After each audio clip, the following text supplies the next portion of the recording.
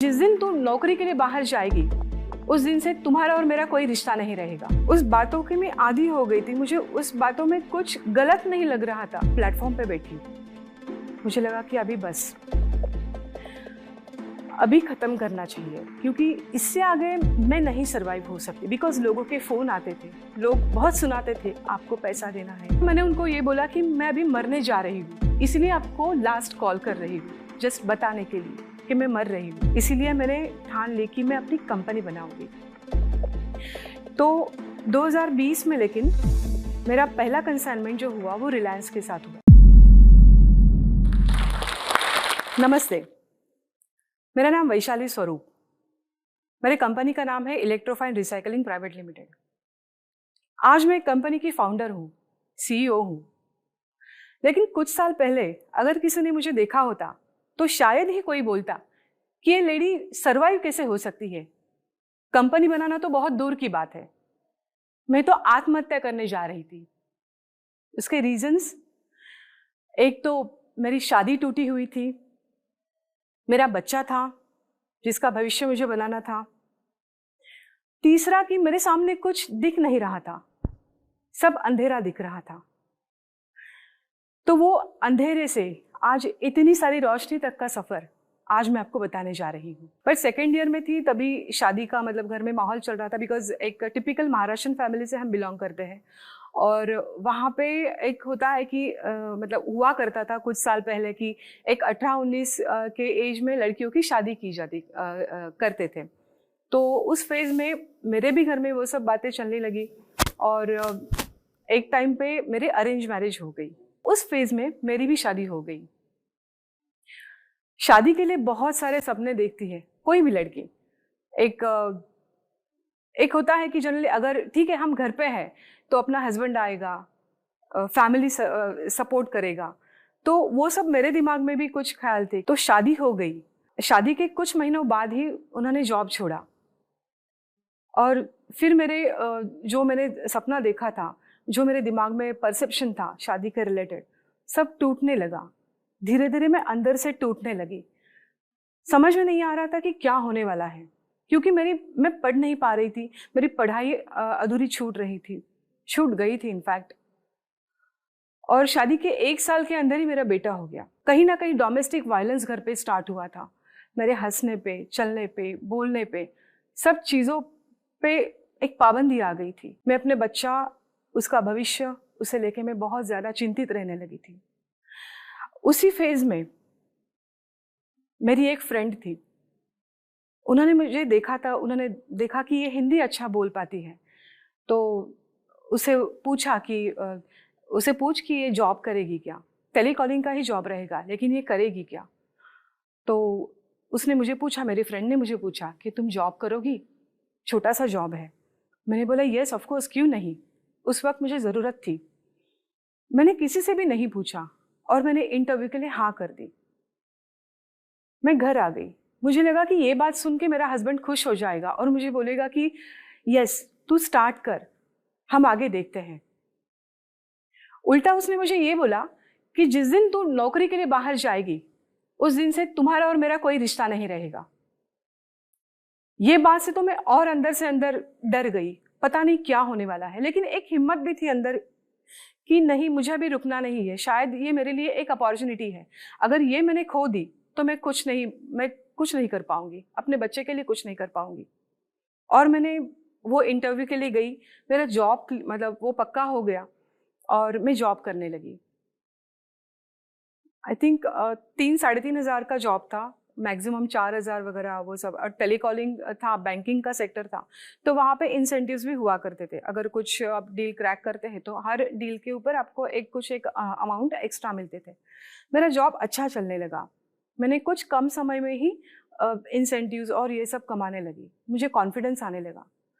वो हो रहा था, लेकिन मेरा घर टूट रहा था, क्योंकि कहीं ना कहीं मेरे हस्बैंड में वो एक इनसिक्योरिटी या एक मेल डोमिनेंस उनमें वो जग रहा था कि ये जॉब कर रही है, पैसे कमा रही है, तो आगे वो कुछ ना कुछ आगे एक स्टेप लेके जाएगी। तो लेकिन मैंने उनकी सुनी नहीं, मैं करती रही।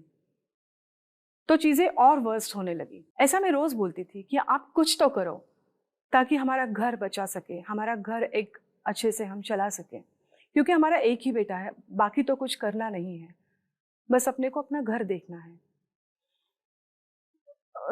रोज़ की तरह उसने मुझे फिर से मारपीट करना शुरू कर दिया और मेरा बेटा देख रहा था, वो हमेशा देख रहा था कि मम्मी को मारपीट हो रही है। लेकिन उस दिन पता नहीं क्या हुआ था, मेरा बेटा मुझे बचाने के लिए आया। उसने मुझे पकड़ लिया और एक टाइम पे उसने वो छोड़ के दरवाज़ा खोल दिया और नेबर की बेल दबाई कि कुछ तो हो रहा है। लेकिन मैं अंदर से इतना मेरा कॉन्फिडेंस लूज हुआ था कि मुझे ये चीज़ मैं किसी को बताना नहीं चाहती थी कि मुझे घर पे क्या, मेरे ऊपर क्या बीत रही है।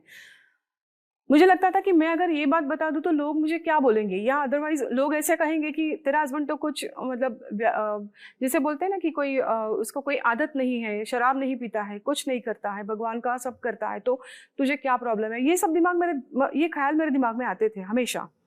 तो मैं सर्वाइव हो रही थी हर चीज़ में। तो लेकिन उस दिन मेरे बेटे ने वो ये किया, नेबर का दरवाज़ा ये किया और मैंने उसको गोदी में पीछे से जाके उसको उठाया कि तू ऐसा मत कर, और उसको ऐसे मुंह दबा के उसको अंदर लेके आ गई। तब तक नेबर ने दरवाज़ा खोल दिया था। मेरे मुंह से शब्द नहीं आ रहे थे कि मैं उनको क्या बताऊं, मेरे साथ में क्या हो रहा है। मैंने तुरंत दरवाज़ा वो बंद कर दिया। फिर लेकिन उसके बाद में अंदर लग रहा था कि मैं कुछ गलत तो नहीं कर रही, मुझे नहीं समझ में आ रहा था, क्योंकि मुझे वो आदत हो गई थी सहने की।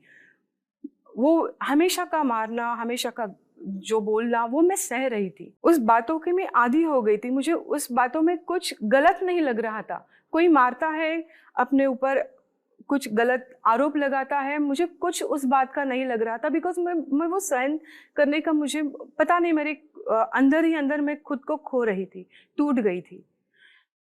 लेकिन दिन चल रहे थे। उस दौरान मेरे ऊपर बहुत ज़्यादा कर्जे चढ़ गए, क्योंकि मेरा सर्वाइवल नहीं हो पा रहा था। दादर टू डोंबिवली मेरा डेली का अप डाउन हुआ करता था।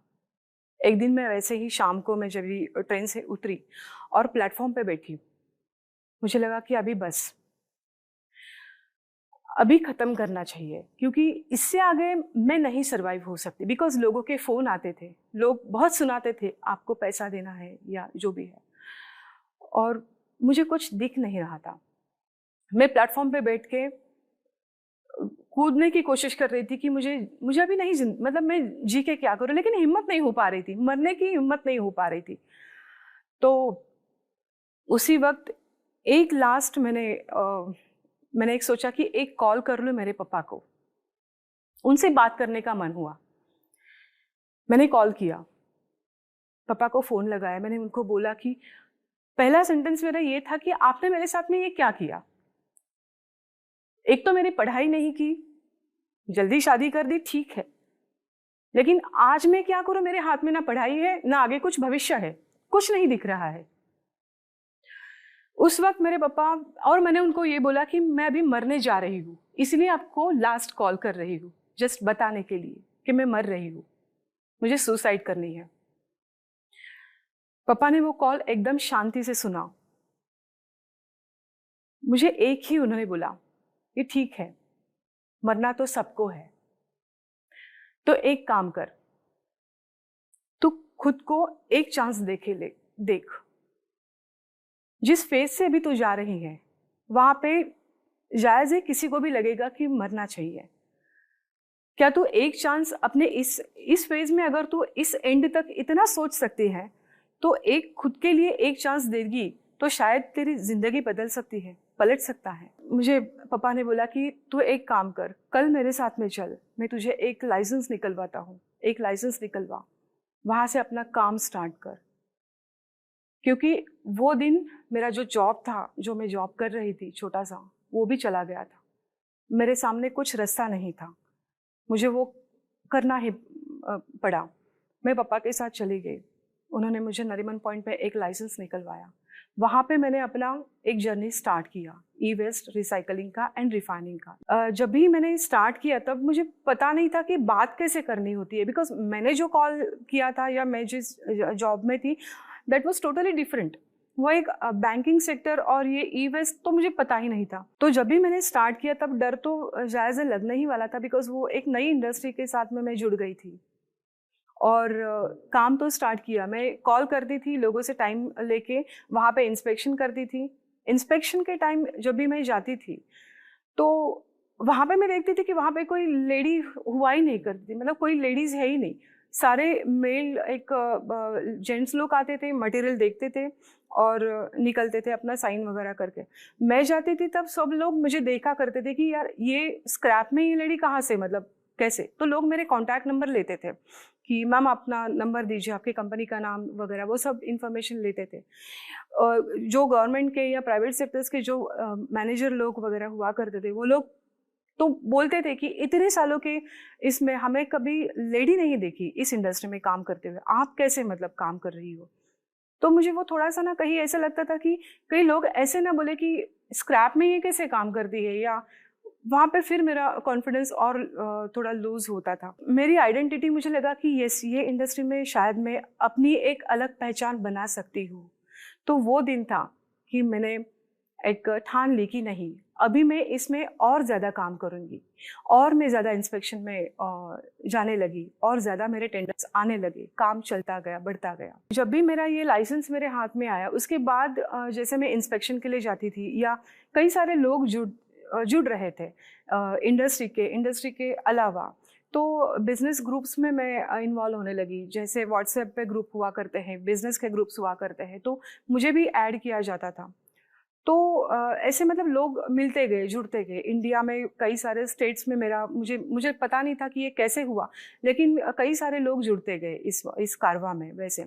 तो उसके चलते एक दिन क्या हुआ, मुझे एक कॉल आया गुजरात से। गुजरात की एक कंपनी है, रिसाइकलिंग की कंपनी है, जो कि पहली गुजरात की ई वेस्ट रिसाइकलिंग की कंपनी है। वहाँ से मुझे जॉब के लिए ऑफ़र आई और मैंने भी तुरंत हाँ कर दी, बिकॉज मुझे एक स्टेबल इनकम की ज़रूरत थी उस वक्त। मैंने जॉब के लिए हाँ कर दी, मेरा जॉब स्टार्ट हो गया। जॉब स्टार्ट होने के बाद मुझे जो सीखना था, मुझे बहुत कुछ सीखने को मिला कि इंडस्ट्री क्या होती है। लॉकडाउन स्टार्ट हो गया, उसके पहले मेरा जॉब ये, बिकॉज वो एक कोवर्क एरिया था और वहाँ पे जगह का सब प्रॉब्लम के चलते हुए मेरा वो भी जॉब चला गया। तो फिर मैंने सोचा कि जॉब चला गया है, लेकिन अपने हाथ में एक स्किल है, अपने दिमाग में एक नॉलेज है, उसके चलते शायद मैं अपना कुछ मुकाम हासिल कर सकती हूँ लाइफ में। इसीलिए मैंने ठान ली कि मैं अपनी कंपनी बनाऊंगी। तो 2020 में लेकिन मेरा पहला कंसाइनमेंट जो हुआ वो रिलायंस के साथ हुआ। धीरूभाई अंबानी नॉलेज सिटी का मैंने पूरा डेटा सेंटर कैप्चर किया, उसका पूरा प्रोक्योरमेंट मुझे मिल गया। वो एक कॉन्ट्रैक्ट बड़ा सा मेरा पहला हुआ था। उसके बाद फिर लॉकडाउन हुआ, फिर 8-10 महीना तो कुछ नहीं हुआ।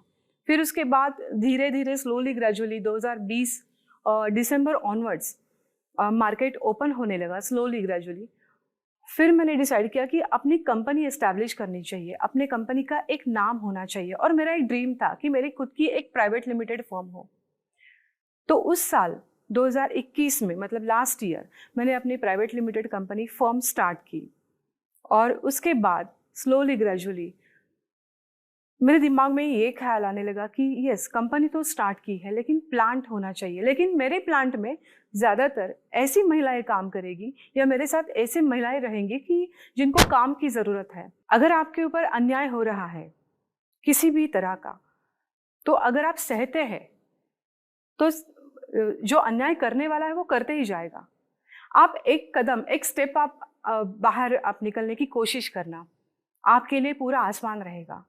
और यस, जो हम सोचते हैं, जो हम दिमाग में रखते हैं कि यस मुझे अपने सिचुएशन से बाहर जाना है, तो आप जा सकते हो ज़रूर। ये होता है, जो मेरे साथ हुआ है तो सबके साथ हो सकता है। It is said that when you educate a woman, you educate an entire generation. नारी सशक्तिकरण पर ये पंक्तियाँ हमारे दिल को जोश और हिम्मत से भर देती है। ऐसी ही हिम्मत भरी कहानी अभी हमने सुनी जोश टॉक्स पर, और हमें उससे काफ़ी प्रेरणा भी मिली। ऐसी ही कहानी है लक्ष्मी जी की, जिन्होंने CS करके बड़े शहर में वो आए जॉब का सपना लेके, पर उन्हें यहाँ जॉब नहीं मिल पाई। पर उन्होंने हिम्मत नहीं हारी, जोश के साथ उन्होंने कम्युनिकेशन स्किल्स पर काम किया और आज एक बड़ी कंपनी में वो काम कर रही हैं। लक्ष्मी जी की ही तरह कई स्टूडेंट्स जैसे कि वैशाली जी, नीला, प्रणाली, आरती और उषा जी ने मिलके जोश स्किल्स के साथ विभिन्न स्किल्स जैसे कि spoken English, communication skills, personality development, finance, business building सीख कर आज अपनी अलग पहचान बनाई है।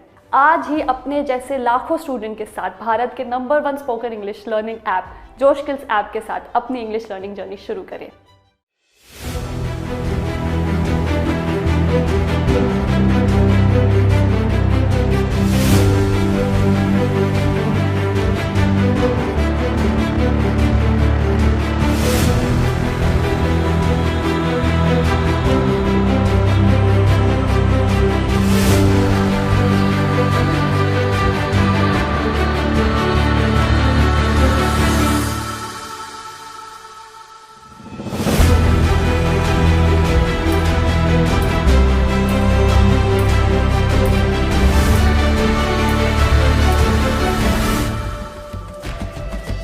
நீங்க படும்போது அந்த இடத்துல நமக்கு ஒரு வெறி. That fear of the unknown is the strongest at this point. ఎన్నో కష్టాలు మరెన్నో కన్నీళ్లు తినటానికి కూడా భోజనం లేని సందర్భాలు এখানে পৌঁছতে চাইছি সেটার জন্য যে পথটা দিয়ে হাঁটছি সেটাকে কি আদৌ স্ট্রাগল বলা চলে? मी अशी कंटाळून जाणाऱ्यातली नव्हते. एक बार मैंने डिसाइड कर ली तो मैं अपनी भी नहीं सुनती. ಜೀವನದ ಸಿಚುವೇಶನ್ ಅಲ್ಲಿ ಏನೇನು ಕ್ವಶನ್ಸ್ ಬರುತ್ತೋ ನನ್ನ ಜೀವನದ ಕತೆ ಮೂಲಕ ਆਨਸਰ ਮਾੜਾਣਾ ಅಂತ ਇਹਦੇ ਚੈਨਲ ਦੇ ਉੱਪਰ ਇਹੋ ਜਿਹੇ ਇਨਸਾਨਾਂ ਨੇ ਆਉਣਾ ਜਿਹੜੇ ਜ਼ੀਰੋ ਤੋਂ ਚੱਲ ਕੇ ਆਪਦਾ ਉੱਪਰ ਤੱਕ ਪਹੁੰਚੇ। दोस्तों, जिंदगी में आपको कोई जगह नहीं देता है, आपको अपनी जगह खुद बनानी पड़ती है।